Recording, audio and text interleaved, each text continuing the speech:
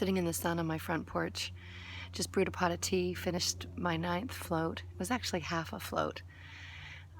It was booked at 7 o'clock this morning, and I fell asleep watching a TV show, which I don't usually do. And I set my alarm for 6:30, and I remember looking at my phone, and I had at least 52% battery left. Like, I thought about it, and I didn't plug it in because it was coming on midnight, and I needed to be up by 6:30. And I woke up, and I looked at the clock, and it was 6:18. Actually, it was 7:18. And I was like, oh shit, why didn't my alarm go off? And it was completely dead, the phone. That's why I couldn't shoot the video in the car, because I had to bring it in and plug it in. So I jumped up and got in the car, and I made it to the float center by 7:30. So I had a 30-minute mini float. But I did read somewhere on their website that they're charging now for missed appointments. So I didn't want that.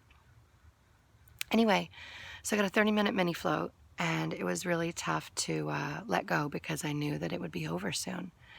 So I stretched and relaxed, and didn't have any new ideas. I think these early morning floats I maybe won't do anymore, because the one time I did smoke a little weed beforehand was float number 4. And man, did I have all the ideas that day. I mean, I was gonna change the world. I was gonna revolutionize the floating industry. That was pretty rad. I mean, it felt really amazing.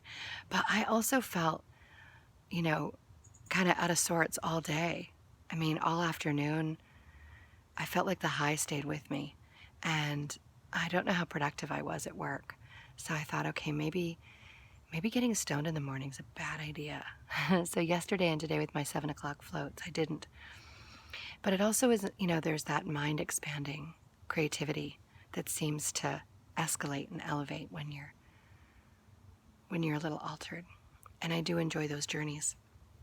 So I think I'll look at evening floats, afternoon floats, late afternoon floats.